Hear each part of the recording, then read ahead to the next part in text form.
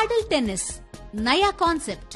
పూర్తి వివరాలకు చదవండి రేపటి సాక్షి హైదరాబాద్ ఎడిషన్. చంద్రబాబు నాయుడు గారు ఎన్నికలకు ముందు 14 లక్షల కోట్ల అప్పులు ఉన్నాయని చెప్పి పదే పదే ప్రచారం చేశాడు.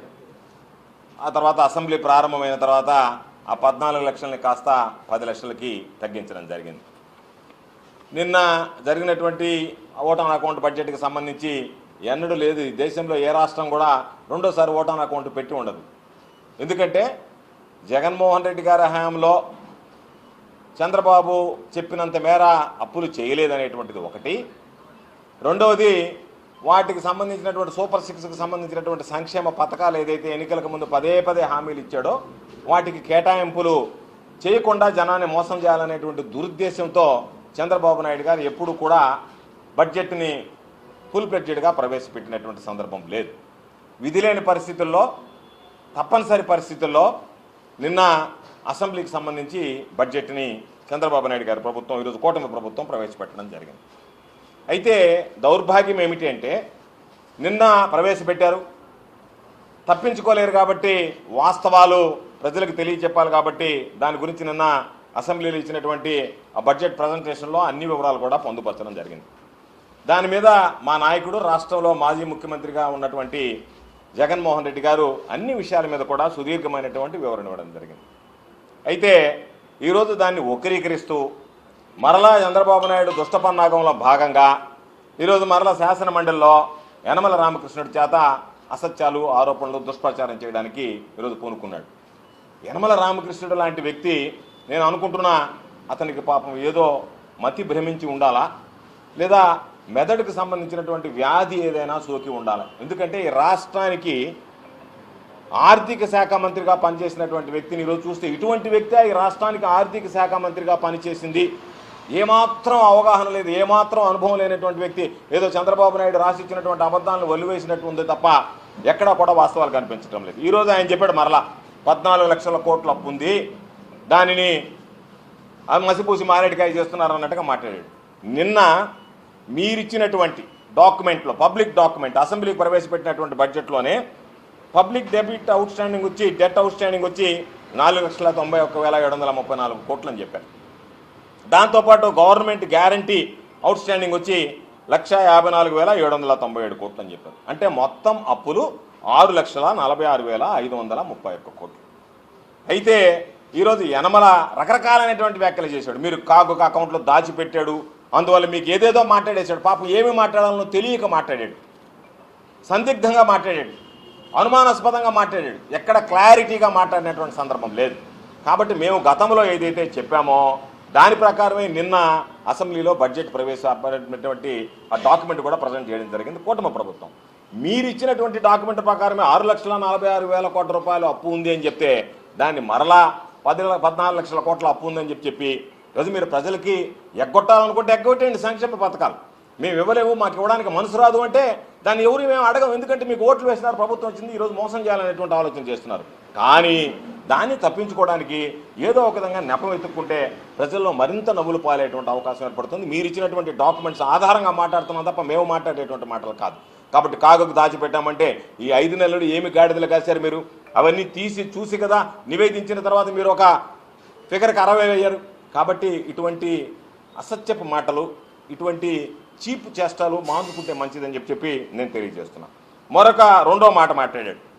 ఎఫ్ఆర్బిఎం లిమిట్ ఏదైతే ఉందో అది 90% ఉంటే దాన్ని 180%కి వైఎస్ఆర్ కాంగ్రెస్ పార్టీ ప్రభుత్వం పెంచింది అని చెప్పి మాట్లాడారు. అవును, ఎందుకు పెంచవలసి వచ్చింది అంటే 90% నుంచి 180%కి పెంచడానికి మేము ఎప్పుడూ 90% మించి వాడుకున్నటువంటి సందర్భం లేదు ఎఫ్ఆర్బిఎం లిమిట్. కానీ 90% నుంచి 180%కి ఎందుకు పెంచామంటే కోవిడ్ సమయంలో రెవెన్యూ రిసీట్స్ రాలేదు. ఈ దేశంలోనే జగన్మోహన్ రెడ్డి గారి నాయకత్వంలో ప్రతి ఒక్కరికి వ్యాక్సినేషన్ దగ్గర నుంచి, ట్రీట్మెంట్స్ దగ్గర నుంచి, బెడ్స్ ఏర్పాటు చేయడం దగ్గర నుంచి, వైద్య సదుపాయాలు అందించడం నెంబర్ 1గా నిలిచినటువంటి రాష్ట్రం ఆంధ్ర రాష్ట్రం. అందరి మనల్ని ఈరోజు ఇతర దేశాలలో కూడా ఆంధ్ర రాష్ట్ర ముఖ్యమంత్రి జగన్మోహన్ రెడ్డి గారు అందించినటువంటి సేవలు ఎనలేనివి అని చెప్పి కొనియాడినటువంటి సందర్భాలు, ఆయనని ఎంతోమంది బ్రహ్మాండంగా చేశారు అని చెప్పి కితాబ్ ఇచ్చినటువంటి పరిస్థితి. అటువంటి ముఖ్యమంత్రి గారు 90 నుంచి 180% పెంచి ఒక జీవో ఇష్యూ చేశారు. కానీ ఎక్కడ వాడుకోలేదు. ఈరోజు దాన్ని మాట్లాడుతూ మీరు ఇచ్చినటువంటి ఆ రెవెన్యూ రిసీట్స్ పైన 90 నుంచి 180కి పెంచారని చెప్పి మాట్లాడారు. కనీసం అవగాహన నుండి మాట్లాడుతున్నావా, అవగాహన లేక మాట్లాడుతున్నావా, తెలిసి మాట్లాడుతున్నావా, తెలియక మాట్లాడుతున్నావా తెలియనటువంటి పరిస్థితి. ఈరోజు ఒక్కసారి చూస్తే గ్యారంటీ అవుట్ స్టాండింగ్ మీరు ఇచ్చినటువంటి లెక్క ప్రకారం వాల్యూమ్ 5లో బడ్జెట్లో ఇచ్చినటువంటి కాలం ప్రకారం గ్యారంటీ అవుట్ స్టాండింగ్ చూస్తే 1,54,797 కోట్లు. గ్యారంటీడ్ అవుట్ స్టాండింగ్ వచ్చి నియమ నిబంధనల ప్రకారం తీసుకోవాల్సినానికి అవకాశం ఉండేది, ఎలిజిబిలిటీ ఉండేది 2,23,004 కోట్లు.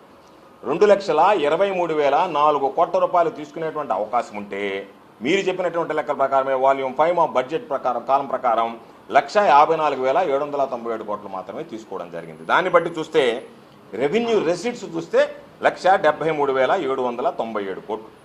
తీసుకున్నటువంటి మొత్తం చూస్తే 1,54,797 కోట్లు. ఆ రెవెన్యూకి సంబంధించినటువంటి ఆ రెసిట్స్ని చూస్తే 90% కాదు 89% ఉంది. మొదట ఉన్నటువంటి మీ హయాంలో ఉన్నటువంటి 90%కు లోబడే చేశారు తప్ప దాన్ని మించి చేసినటువంటి సందర్భం లేదు. కాబట్టి నువ్వు ఏదో ఒకటి 90% 180% చేశారు. 90% లోపల ఉందా, 90% దాటిందా, 180% చేరిందా, ఇవన్నీ ఏమి లేకుండా ఏదేదో మాట్లాడాలని చెప్పి మాట్లాడడం అనేటువంటిది యనమల రామకృష్ణుడు లాంటి వ్యక్తి మాట్లాడితే నాకు అనిపించింది అసలు ఈయనే మాట్లాడా, ఎవరన్నా పరకాయ ప్రవేశం చేశారా, రామకృష్ణుడు లాంటి వ్యక్తి మాట్లాడేటువంటి మాటలేనా అన్నట్టుగా అనిపించింది. ఇంకొకటి మాట్లాడాడు, ఇది మరీ చిన్నపిల్లలు కూడా నవ్వుకుంటారు రామకృష్ణుడు మాట్లాడేటువంటి మాటలు. ఓడీస్ వేస్ అండ్ మీన్స్కి సంబంధించి అదేవిధంగా ఓవర్ డ్రాఫ్ట్కి వెసలుబాటు ఉంది, దానికి సంబంధించి 2 లక్షల కోట్ల రూపాయలు మీరు చేసేసారు మొత్తం అప్పులు అని చెప్పి మాట్లాడాడు. వేస్ అండ్ మీన్స్ అంటే ఏంది, ఓడి అంటే ఏంది, వర్కింగ్ క్యాపిటల్ లాంటిది. ఎప్పుడన్నా ఏదన్నా అవసరం వస్తే ఒక వెసలుబాటు ఉంటుంది, బ్యాంకులో నుంచి తీసుకుంటాం, తర్వాత మరలా వెంటనే కట్టేస్తాం. ఆ కట్టేయంగా ఈరోజు నువ్వు చెప్పినట్టుగా 2 లక్షల కోట్ల ఓడి వాడుకున్నారంటే ఈరోజు ప్రభుత్వం దిగిపోయేటప్పటికి ఉన్నటువంటి ఓడి ప్రభుత్వం దిగిపోయేటప్పటికి 594 కోట్ల రూపాయలు. ఎక్కడ 2 లక్షల కోట్లు, ఎక్కడ 594 కోట్లు, ఏం మాట్లాడుతున్నావు? ఓడి అంటే తెలుసా, వేస్ అండ్ మీన్స్ అంటే తెలుసా? ఏమీ లేకుండా ఏదో ఒకటి మాట్లాడితే ఎప్పుడన్నా అవసరం వచ్చినప్పుడు ఆ వెసలుబాటు ఉంది, దాన్ని వాడుకుంటారు. వాడుకున్న తర్వాత ఒక వారం రోజులకో 10 రోజులకో మరలా సర్దుబాటు చేస్తారు. ఓవర్ డ్రాఫ్ట్ ఫెసిలిటీని గురించి నీకు తెలిసనే నేను అనుకుంటున్నా. ఓవర్ డ్రాఫ్ట్ ఫెసిలిటీ అనేటువంటిది చిన్నపిల్లవాడికి కూడా తెలుస్తుంది, లేదా చిన్న ఎంటర్ప్రెన్యూర్ ఎవడన్నా సరే ఎంటర్ అయితే ఆ ప్రతి ఒక్కరికి కూడా ఓడి ఫెసిలిటీ ఉంటుంది, ఓడిని గురించి అవగాహన ఉంటుంది. అది లేకుండా ఇష్టం వచ్చినట్టుగా 2 లక్షల కోట్ల ఓడి అని చెప్పి మాట్లాడేటువంటి పరిస్థితి తీసుకొస్తుంది. నువ్వు ఇచ్చినటువంటి దానిలోనే, మేము ఇచ్చినటువంటి లెక్కలు కాదు, మీ ప్రభుత్వం కూటమి ప్రభుత్వంలో ఇచ్చినటువంటి లెక్కల ప్రకారం 594 కోట్ల రూపాయలు ఈరోజు ఓడి ఉండింది, ఆ ప్రభుత్వం దిగిపోయే ముందని చెప్పి స్పష్టంగా కూడా చెప్పడం జరిగింది. ఇంకో మాట చెప్పాడు, క్యాపిటల్ అవుట్లే అయితే అసలు మామూలుగా చాలా ఎక్కడికక్కడ ఆగిపోయింది, క్యాపిటల్ అవుట్లేనే లేదు అని చెప్పి మాట్లాడాడు. సింగిల్ డిజిట్కి పరిమితమైంది అని మాట్లాడాడు. నేను చెప్తున్నా, లెక్కలు కావాలంటే నీ దగ్గర లేకపోతే నువ్వేమన్నా లెక్కలు రాసుకోవడంలో తప్పు రాసుకుంటే ఏదైనా డిజిట్స్ మిస్ అయితే తిరిగి రాసుకోవడం రామకృష్ణుడు గారు నేను చెప్తున్నా. 2019-2020లో టోటల్ క్యాపిటల్ అవుట్లే వచ్చి 12,242 కోట్లు. 2020-2021 సంవత్సరానికి సంబంధించి టోటల్ క్యాపిటల్ అవుట్లే వచ్చి 18,975 కోట్లు. 2021-22 సంవత్సరానికి సంబంధించి టోటల్ క్యాపిటల్ అవుట్లే వచ్చి 16,373 కోట్లు. 2022-23 సంవత్సరానికి వచ్చి టోటల్ క్యాపిటల్ అవుట్లే వచ్చి 7,156 కోట్లు. 2023-24 సంవత్సరానికి వచ్చి టోటల్ క్యాపిటల్ అవుట్లే వచ్చి 23,330 కోట్లు. కాబట్టి నువ్వు మాట్లాడేటువంటి మాటలకి ఈరోజు అసలు నువ్వు ఎకానమీ అంటే ఏందో తెలుసా, నువ్వు అసలు ఏ విధంగా ఈరోజు ఫైనాన్స్ మినిస్టర్గా పనిచేసావు అనేటువంటిది అనుమానాలు వస్తున్నాయి ప్రజలకు. ఈరోజు మనం మాట్లాడే మాటలు నీ విన్న తర్వాత వెంటనే ఇటువంటివి సరైనటువంటి పద్ధతి కాదు కాబట్టి, అసత్యాలు చేయడం, దుష్ప్రచారం చేయడం కరెక్ట్ కాదు కాబట్టి వెంటనే నేను దీనికి సంబంధించినటువంటి ఖండన ఇవ్వాలి, ప్రజలకు తీసుకువెళ్ళాలి అనేటువంటి ఆలోచన చేస్తాం. మరొకటి మాట్లాడాడు జీడిపిని గురించి.